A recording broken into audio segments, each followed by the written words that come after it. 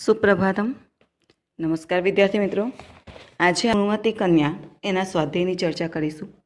આપણે આ ગદ્યમાં શીખી ગયા કે શક્તિકુમાર નામનો જે એક વણિક પુત્ર છે, જે ખૂબ જ ગુણવાન છે પોતે, અને તે સારી ગુણવાન કન્યા એટલે કે એની પત્ની તરીકે જે મળે એની શોધમાં એક પ્રસ્થ ડાંગર જે આશરે 2 કિલો જેટલી થાય એ કપડાના છેડે બાંધીને દેશ વિદેશમાં ફરે છે. અને ત્યાં ફરતા એ કાવેરી નદીના કિનારે આવેલા એક નગરમાં કૂવા પાસે એક કન્યાને જુએ છે અને એના તરફ આકર્ષાય છે.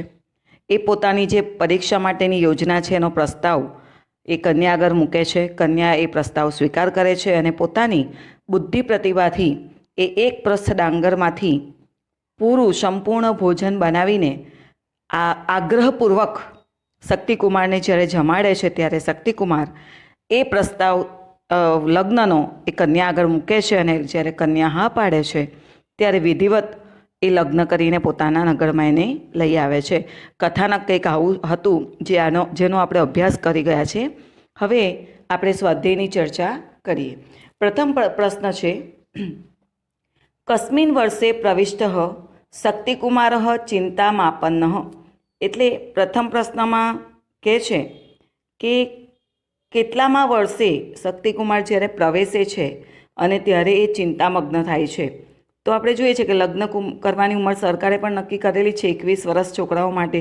તો 21 પૂરા થઈને 22મા વર્ષમાં જ્યારે પ્રવેશે છે ત્યારે ચિંતાગ્રસ્ત થાય છે. એટલે પહેલો ઓપ્શન આવશે દ્વાવિશંતિ તમે વર્ષે.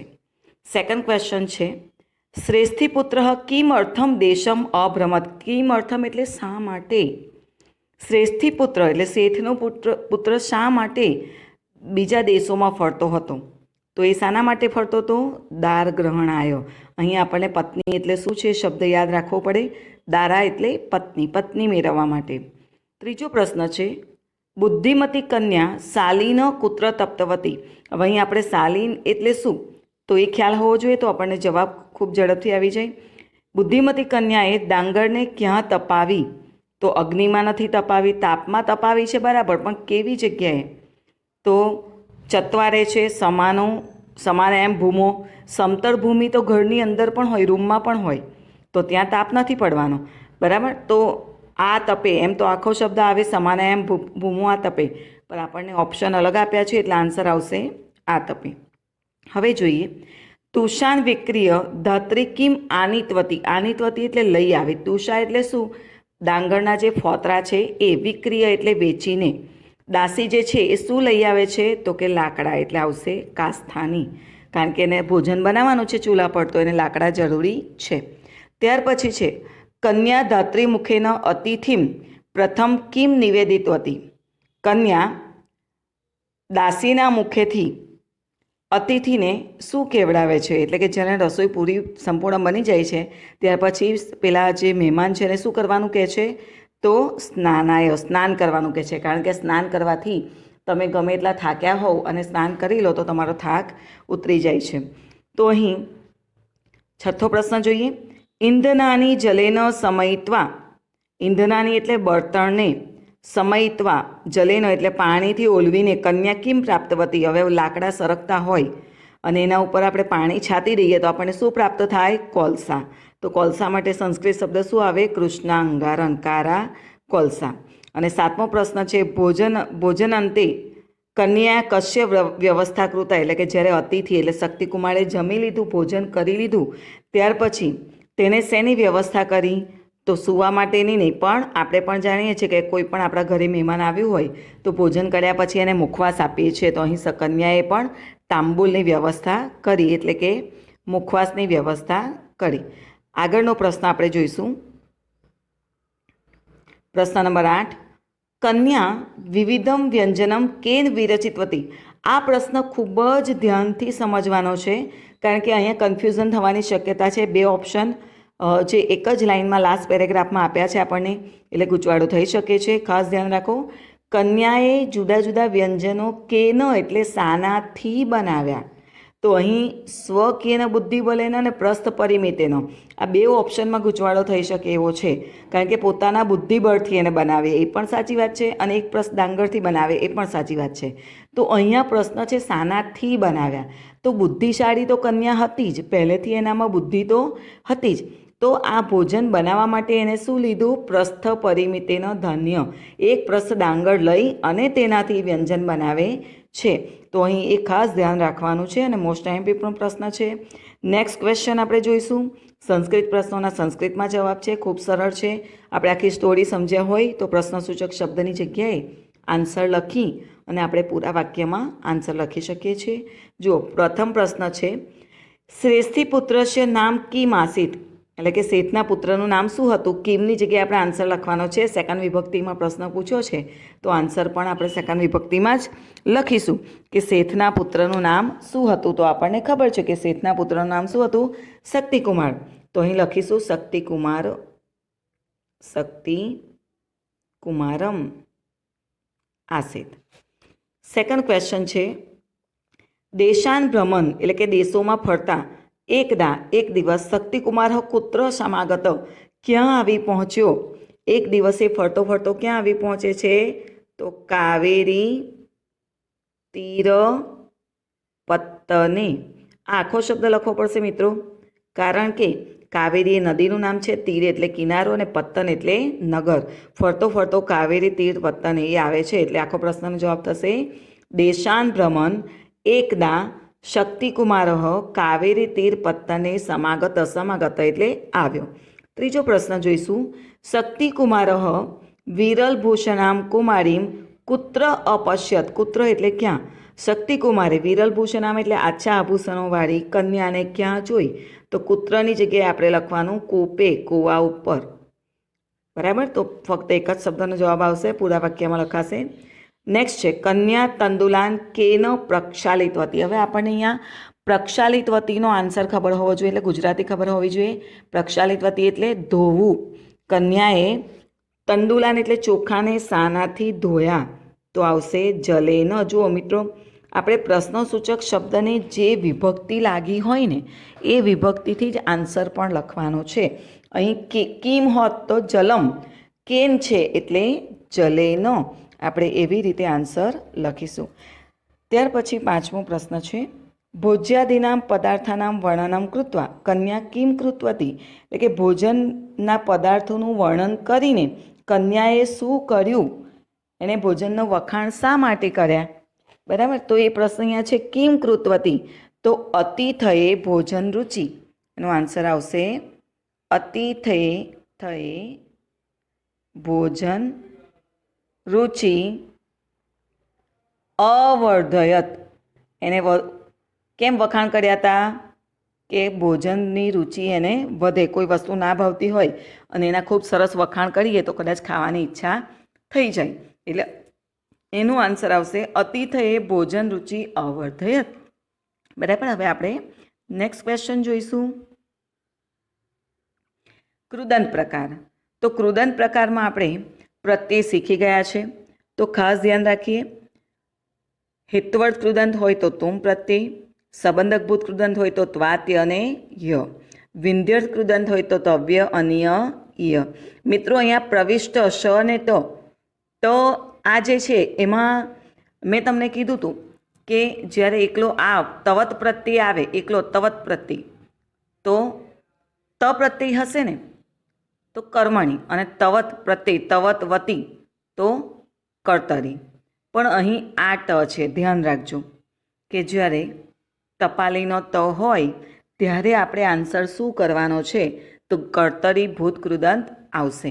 તો ફર્સ્ટમાં વિસર્ગવાળો જ્યારે ષ્ટ છે, બરાબર, તો ત્યાં આપણે શું લખીશું? કર્તરી ભૂત કૃદંત. ત્યાર પછી જોઈશું સેકન્ડ ક્વેશ્ચન છે આકૃષ્ટમ. બરાબર, તો અહીં મ હલંતવાળો પાછળ છે, વિસર્ગ નથી એટલે આકૃષ્ટમ છે. બરાબર, અને વિસર્ગ નથી એટલે અહીં આવશે કર્મણી ભૂત કૃદંત. ખાસ ધ્યાન રાખજો આ બેમાં તફાવત. જ્યારે ષ્ટ આવતો હોય કે આ ટ આવતો હોય ને પાછળ જો વિસર્ગ આવતો હોય તો શું આવશે? કર્તરી ભૂત કૃદંત. અને ફક્ત વિસર્ગ વગર જો ટ આવતો હોય તો કર્મણી ભૂતકૃદંત. ત્યાર પછી થર્ડમાં જુઓ શું પ્રત્યય છે? તુમ. તુમ હોય તો કયો કૃદંત આવશે? હેત્વર્થ કૃદંત. ત્યાર પછી નેક્સ્ટમાં જુઓ ફોર્થમાં ઉક્ત્વા, એટલે પ્રત્યય કયો આવ્યો? ત્વા.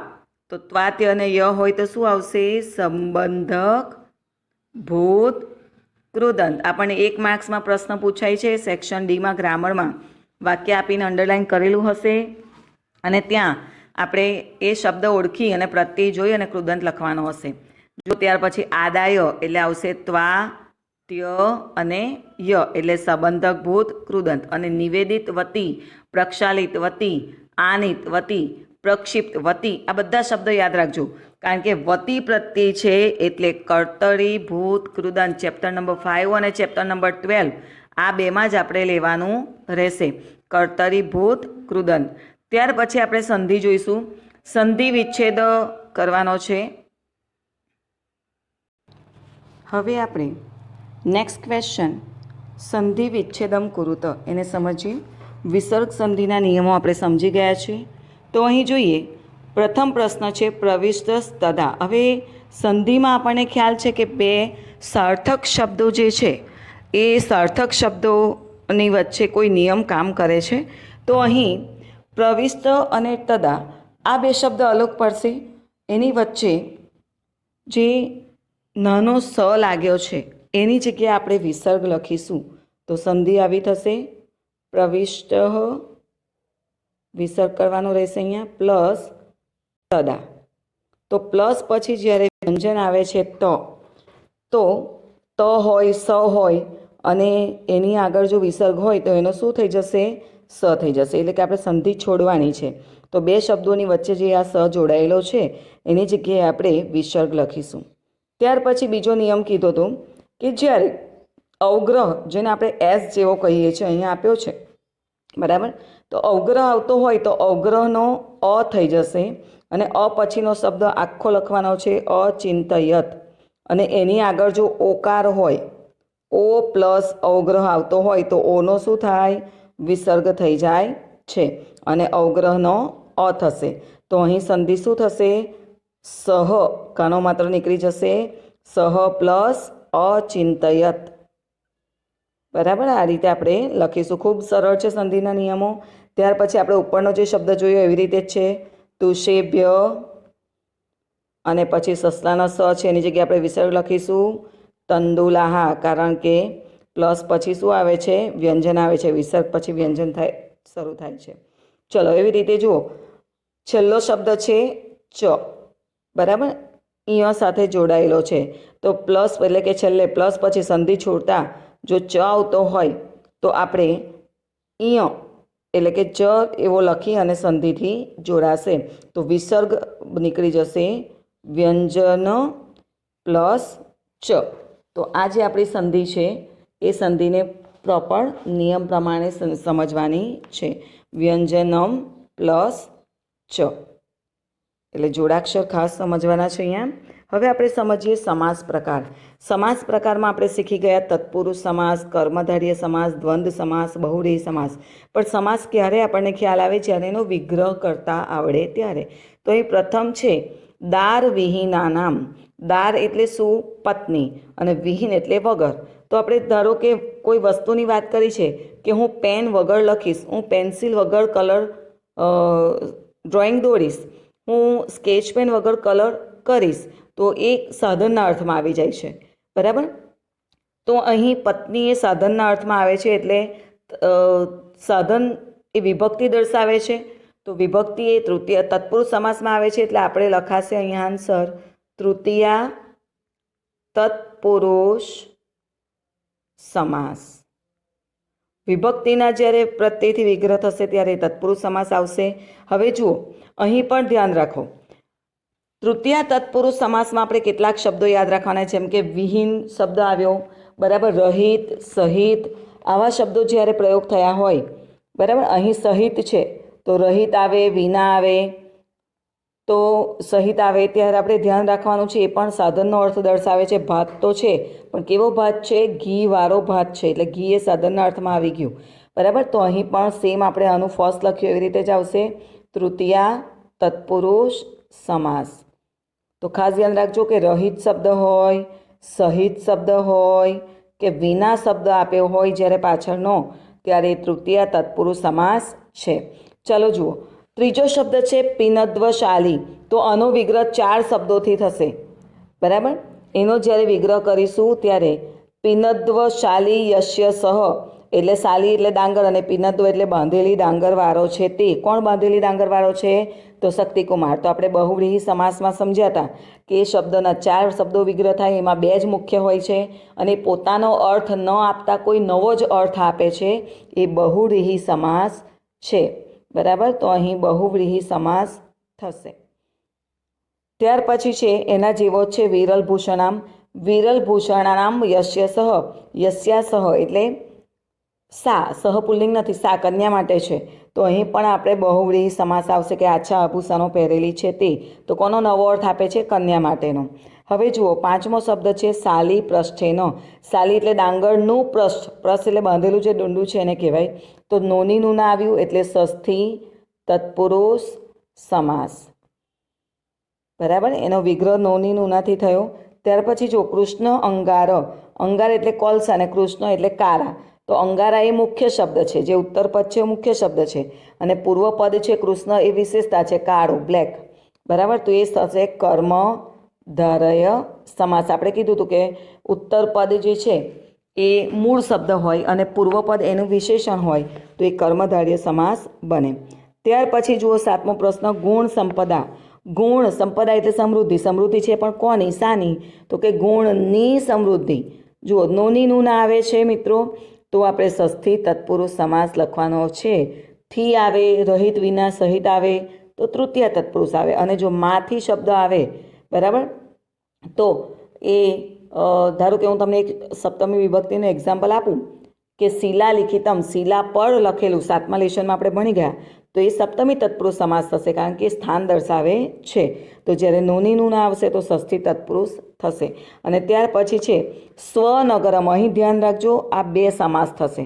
સ્વ એટલે પોતાનું, નગર એટલે નગર. નગર એ શબ્દ આવ્યો. મેં કીધું એમ કે ઉત્તર પદ જ્યારે મુખ્ય શબ્દ હોય, મુખ્ય પદ હોય તો અને એની આગળ એનું વિશેષણ હોય તો એ કર્મધારય સમાસ બને છે. પણ અહીં એનો બીજો વિગ્રહ કરી કે પોતાનું નગર, સ્વસ્ય નગરમ, તો સ્ય લાગે તો અહીં ષષ્ઠી તત્પુરુષ પણ થશે. એટલે આપણે બંને યાદ રાખીશું, ષષ્ઠી તત્પુરુષ અને કર્મધારય. કેટલાક શબ્દો એવા હોય છે જેમ કે પીતાંબર, તો એ કર્મધાર્યમાં પણ આવશે અને બહુવ્રીહીમાં પણ આવે. તો એવા અમુક અપવાદરૂપ એવા શબ્દો હોય છે કે જે બંને સમાસમાં બને છે. તો એવો છે અહીંયા સ્વનગર, જે કર્મધાર્ય પણ થશે અને ષષ્ઠી તત્પુરુષ પણ થશે.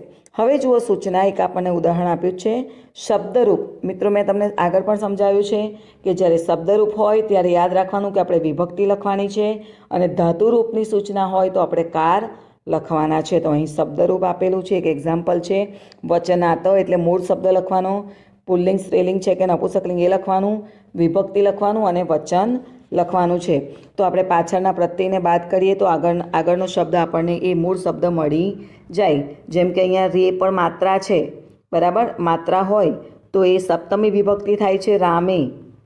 બરાબર. તો હું તમને એક એક્ઝામ્પલ એના પર આપતી જઈશ એટલે તમારે એનો આન્સર જાતે થોડો સોલ્વ કરવા પ્રયત્ન કરવાનો છે. ફોર એક્ઝામ્પલ રામે શબ્દ છે તો મૂળ શબ્દ શું થશે? રામ, અકારાંત, પુલ્લિંગ. બરાબર. ધારો કે ફલે, તો ફલ, અકારાંત, નપુંસકલિંગ, સપ્તમી વિભક્તિ એક વચન. તો અહીં કાંચીનગર, તો મૂળ શબ્દ શું થશે? કાંચીનગર, નપુંસકલિંગ શબ્દ, સપ્તમી વિભક્તિ એક વચન. ચલો ત્યાર પછી જુઓ જીવનસ્ય, પાછળ પ્રત્યય કયો છે? સ્ય. તો આપણે જોઈશું રામસ્ય. બરાબર. તો રામ શબ્દ જુઓ અને ફલ શબ્દ જુઓ, આ બેવની વિભક્તિ સરખી જ થવાની છે પણ લિંગમાં ફેર પડશે. રામ એ પુલ્લિંગ શબ્દ છે, ફલ એ નપુંસકલિંગ શબ્દ છે. તો જીવનમ, જીવન શબ્દ એ નપુંસકલિંગ શબ્દ છે એટલે આપણે અહીંયા ફલમ પ્રમાણેની વિભક્તિ જોઈશું. સ્ય શબ્દ છે એવી કે ફલસ્ય, તો ફલ, અકારાંત, નપુંસકલિંગ, ષષ્ઠી વિભક્તિ એક વચન. તો જીવનનું શું થશે? જીવન, નપુંસકલિંગ, ષષ્ઠી એક વચન. ચલો ત્યાર પછી જોઈએ નેક્સ્ટ ભાર્યામ. બરાબર. તો એનું તમને એક એક્ઝામ્પલ આપું, સાલામ. તો સાલા આકારાંત થયું સ્ત્રીલિંગ, મ પ્રત્યય આવ્યો એટલે દ્વિતીય વિભક્તિ એક વચન. તો ચલો ભાડિયામનું શું થશે? ભાડિયા સ્ત્રીલિંગ દ્વિતીય વિભક્તિ એક વચન. ત્યાર પછી જુઓ દાર ગ્રહણાય, તો દાર ગ્રહણ એનો આન્સર થશે દાર ગ્રહણ. મૂળ શબ્દ છે, એ શબ્દ નપુંસકલિંગ શબ્દ છે, ય પ્રત્યય છે, નમ શિવાય યાદ રાખવાનું કીધું તમે, ફોર્થ વિભક્તિ છે એટલે કે ચતુર્થી વિભક્તિ એક વચન છે. અહીં મોટે ભાગે બધા એક વચનના જ રૂપો આપેલા છે. ત્યાર પછી મોસ્ટ આઈએમપી છે, જુઓ સંમતો, આ ખાસ મોસ્ટ આઈએમપી છે, ધ્યાન રાખવાનું છે. ફોર એક્ઝામ્પલ હું એવું કહું કે રાત્રો, બરાબર, તો એનો મૂળ રૂપ શું થશે? રાત્રિ ઇકારાંત સ્ત્રીલિંગ, રાત્રિ કેવી એવું કહીએ, બરાબર. અને બે માત્રા છે એટલે સપ્તમી વિભક્તિ એક વચન. તો સંમતોનું શું થશે? સંમતિ ઇકારાંત છે, સ્ત્રીલિંગ શબ્દ છે, બરાબર. તમારી કેવી મંજૂરી છે એવું કહેવાય ને, તો અહીં સ્ત્રીલિંગ શબ્દ છે અને આવશે સપ્તમી વિભક્તિ એક વચન. મિત્રો આ રીતે આપણે લખવાનું છે. છઠ્ઠું ખૂબ સરળ છે, અને ન પ્રત્યે આખો ન છે એટલે આ કોઈ શબ્દ નથી પણ સર્વનામ છે, અને એ સર્વનામ છે ઇદમ સર્વનામ છે, અને એ નપુંસકલિંગ પણ છે અને પુલ્લિંગ પણ છે. તો અહીં આપણે લખીશું અને ન પ્રત્યય છે એટલે તૃતીયા વિભક્તિ સર્વનામ આવ્યો ઇદમ. તો આપણે વિભક્તિ જોઈ લીધી. હવે આપણે નેક્સ્ટ ક્વેશ્ચન તરફ જઈએ. નેક્સ્ટ ક્વેશ્ચન છે, કોષ્ઠકતાની પદાની પ્રયુજ્ય વાક્યની રચયત, એટલે કે ગુજરાતી વાક્ય આપ્યું છે અને બ્રેકેટમાં આપણને શબ્દો આપ્યા છે, એને યોગ્ય વિભક્તિ, યોગ્ય કાળ, ક્રિયાપદ લગાવી અને એનું સંસ્કૃત અનુવાદ કરવાનું છે, એટલે કે સંસ્કૃત વાક્ય બનાવવાનું છે. તો મિત્રો બહુ સરળ છે, ફક્ત યાદ રાખવાના છે 3 પોઈન્ટ. વાક્ય વાંચ્યા પછી કયા કાળમાં છે, પછી એમાં કઈ વિભક્તિ લાગી છે, અને વાક્ય એકવચનમાં છે કે બહુવચનમાં. જો આ 3 પોઈન્ટ આપણે ધ્યાન રાખીએ તો સરળતાથી આ અનુવાદ કરી શકીએ છીએ અને પૂરો 1 માર્ક્સ બોર્ડમાં જે આવે છે એને આપણે લઈ શકીએ છીએ. જેમ કે એટલે 2 માર્ક્સનું પૂછાય છે એમ તો, એટલે અલગ અલગ લેશનના, તો આપણે એક વાક્યનું 1 માર્ક્સ એ રીતે થશે. અહીં જુઓ, શેઠનો દીકરો શક્તિકુમાર નિવાસ કરતો હતો. અહીં કરતો હતો આવ્યો એટલે ભૂતકાળની રચના આવવાની, બરાબર છે.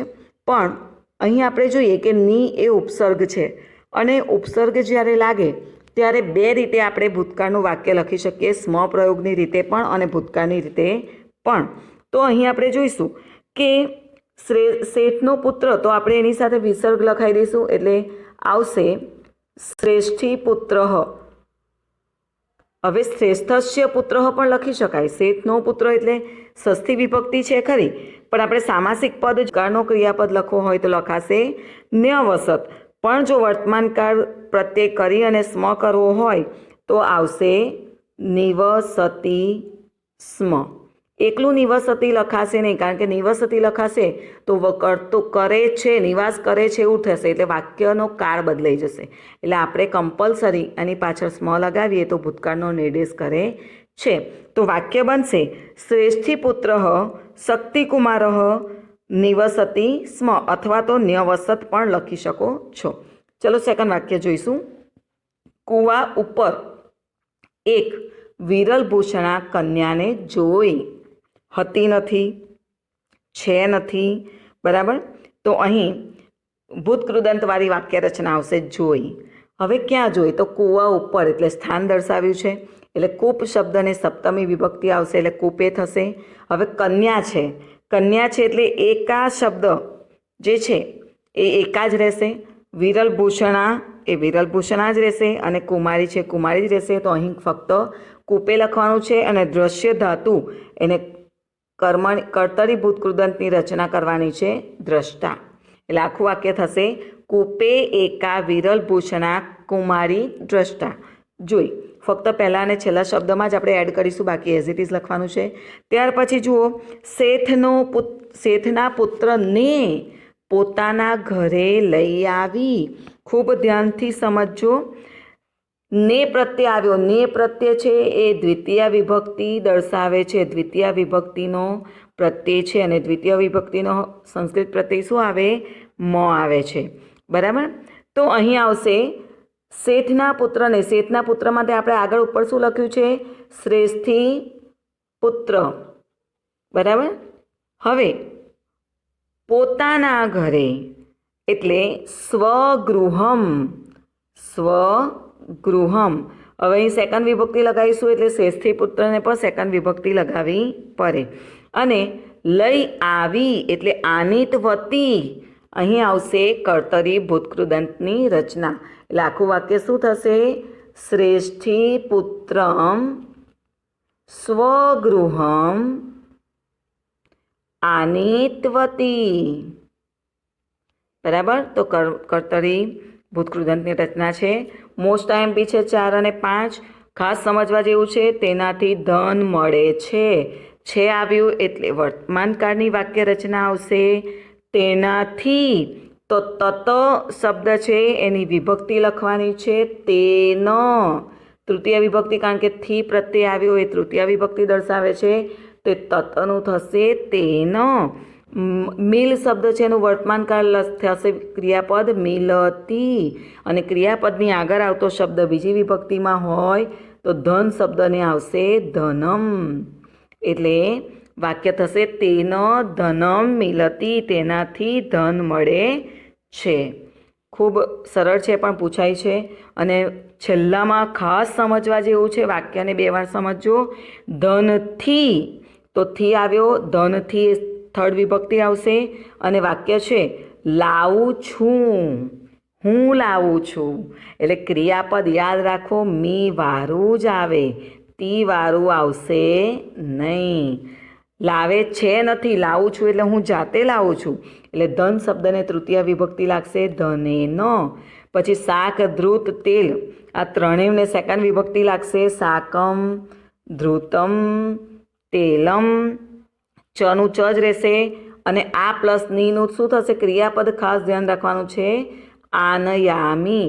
મિત્રો, આ વાક્યોમાં મોટે ભાગે જે ભૂલ થવાની શક્યતા છે એ ક્રિયાપદમાં જ છે.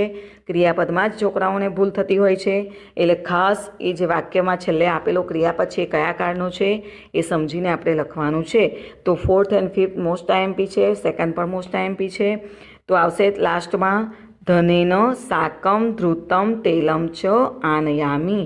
હવે આપણે નેક્સ્ટ ક્વેશ્ચન તરફ જઈએ. ગુજરાતી પ્રશ્નોના જવાબ છે ખૂબ સરળ છે. આપણને સ્ટોરી યાદ હશે તો આપણે ગુજરાતી પ્રશ્નોના જવાબ આરામથી લખી શકીશું. અનુવાદ તૈયાર હશે તો. પ્રથમ પ્રશ્ન છે, શક્તિકુમાર 22 વર્ષનો થતાં શું વિચારે છે? તો આવશે કે શક્તિકુમાર 22 વર્ષનો થતાં વિચારે છે, જે આપણી પહેલાં જ પેરેગ્રાફની લાઈન હતી એ જ આવશે અનુવાદ, કે પત્ની વિનાના અને યોગ્ય ગુણ અને રૂપ વગરની પત્ની વાળાઓને સુખ હોતું નથી. તો હું કેવી રીતે ગુણવાન પત્ની પ્રાપ્ત કરું? બસ આટલો જ આવશે. 2 માર્ક્સમાં પ્રશ્ન છે. ત્યાર પછી બીજો પ્રશ્ન છે, ગુણવતી કન્યાની પરીક્ષા માટે શક્તિકુમારની યોજના શી હતી?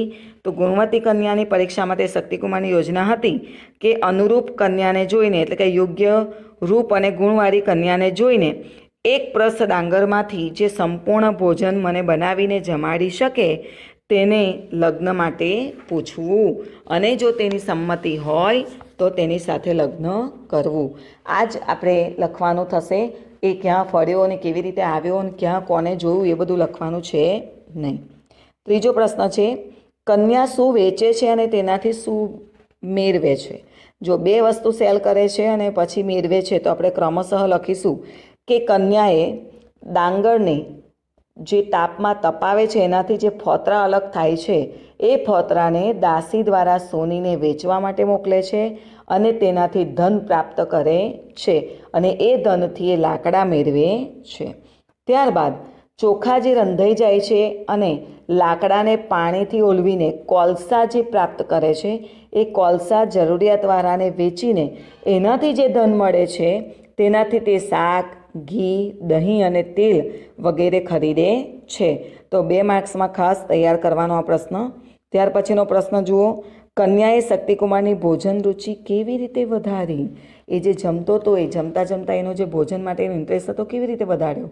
તો શક્તિકુમાર જ્યારે જમતો હતો ત્યારે કન્યાએ વચ્ચે વચ્ચે આ જે વાનગીઓ હતી એના સરસ સુરુચિપૂર્ણ એનું વર્ણન કરી અને શક્તિકુમારની ભોજન રુચિ વધારી.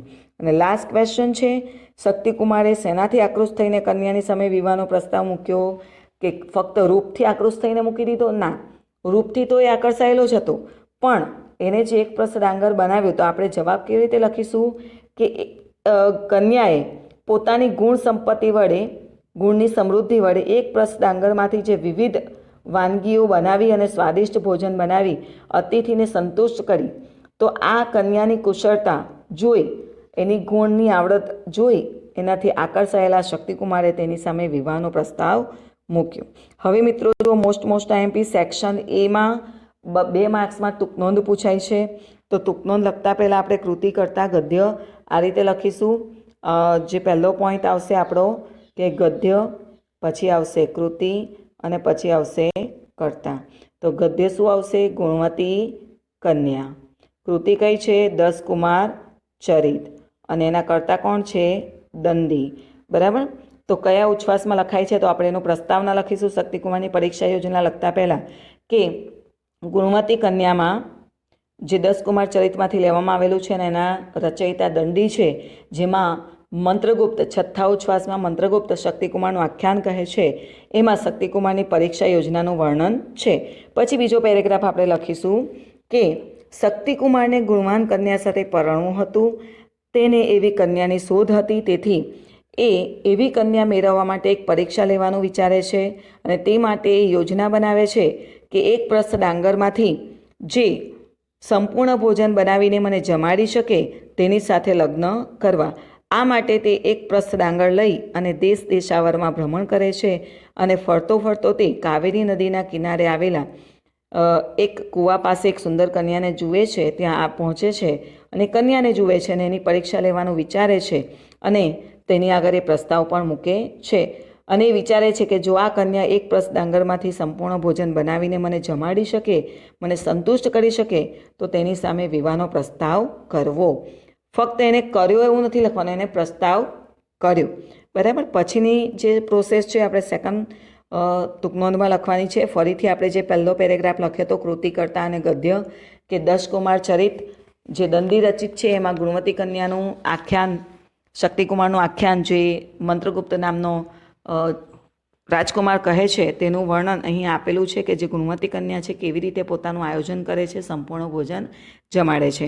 અને ફરી સેકન્ડ પેરેગ્રાફ કરીને લખવાનું રહેશે કે શક્તિકુમારે ગુણવતી કન્યાને જે એક પ્રસ્થ ડાંગર આપીને એમાંથી વિવિધ ભોજન બનાવવાની જે પ્રપોઝલ એટલે કે યોજના મૂકી હતી તેને તૈયાર કરવા માટે, બનાવવા માટે તૈયાર થઈ જાય છે. એ માટે સૌપ્રથમ કન્યા એ ડાંગરને તાપમાં તપાવે છે સમતળ જમીન પર અને પછી તેને ખાંડે છે. ખાંડ્યા પછી ચોખા અને ફોતરાને અલગ કરે છે. ફોતરાને દાસી દ્વારા સોનીને ઘરેણાં સાફ કરવા માટે વેચી આવવા માટે કહે છે અને તેનાથી જે ધન મળે છે એનાથી એ લાકડા ખરીદાવે છે. લાકડા આવ્યા ત્યાં સુધીમાં એ ચોખાને પાણીથી વારંવાર ધોઈ અને ગરમ કરેલા પાણીમાં નાખે છે. થોડા સમયમાં ચોખા રંધાઈ જાય છે એટલે બળતણને પાણીથી ઓલવીને કોલસા પ્રાપ્ત કરે છે. દાસીને એ કોલસા પણ જરૂરિયાતવાળાને વેચી આવવા કહે છે અને ત્યાર પછી જે ધન મળે છે એ ધનથી તેને શાક, ઘી, દહીં, તેલ વગેરે ખરીદ્યા અને એ વસ્તુઓથી એને સંપૂર્ણ ભોજન ની તૈયારી કરી. તો આ પ્રમાણે ગુણવતી કન્યાનું આયોજન હતું. હવે જે છેલ્લો પ્રશ્ન છે આપણો અહીં, તો એમાં એવું છે કે માતૃભાષા અનુવાદમ કુરુતો એટલે કે જે વાક્યો આપ્યા છે એનું ગુજરાતીમાં અનુવાદ કરવાનું છે. અહીં છે તત્કથમ ગુણવતી ભાડ્યામ અહમ વિંદેયમ ઇતિ. તો તત્કથમ એટલે તો હું, ગુણવતીમ ભાડ્યામ એટલે ગુણવાન કન્યા, અહમ એટલે હું, વિંદેયમ એટલે પ્રાપ્ત કરું, તો હું કેવી રીતે ગુણવાન કન્યા પ્રાપ્ત કરું. બીજું છે એકદા સ કાવેરી તીર પત્તને સમાગત. એકદા એટલે એક દિવસ, સ એટલે તે, કાવેરી એટલે નદીનું નામ છે, તીર એટલે કિનારો, પત્તન એટલે નગર. એક દિવસ તે કાવેરી નદીના કિનારે પહોંચ્યો. ત્રીજો છે સ્વર્ણકારાય વિક્રેતુમ ધત્રી મુક્તવતી. ધત્રીમ ઉક્તવતી એટલે સંધિ અલગ કરીએ તો એવું થશે. સોનીને, સ્વર્ણકારાય એટલે સોનીને વેચવા માટે તેને દાસીને કહ્યું. વિક્રેતુમ એટલે વેચવા માટે. ચોથું છે ઉષ્ણીકૃતે જલે તાન પ્રક્ષિપ્તવતી. ઉષ્ણીકૃત એટલે ગરમ, જલ એટલે પાણી, તાન એટલે તેને, અને પ્રક્ષિપ્તવતી એટલે નાખ્યા. ગરમ કરેલા પાણીમાં તેણે નાખ્યા. શું નાખ્યું? ચોખા. અહીંયા શબ્દ આપ્યો નથી પણ આપણે લખી શકીએ. છેલ્લું છે અતિથયે પ્રથમ સ્નાતુમ નિવેદિતવતી. અતિથય એટલે અતિ થઈને, પ્રથમ એટલે પહેલાં, સ્નાતુમ એટલે સ્નાન કરવા માટે, હેત્વકૃદન છે, નિવેદિતવતી એટલે જણાવ્યું. અતિથિને સ્નાન કરવા માટે પહેલાં જણાવ્યું. આમ આ સંપૂર્ણ આપણું સ્વાધ્યાય પૂરું થાય છે, જેને તમારે દરેક ક્વેશ્ચન લખવાના રહેશે. અસ્તુ.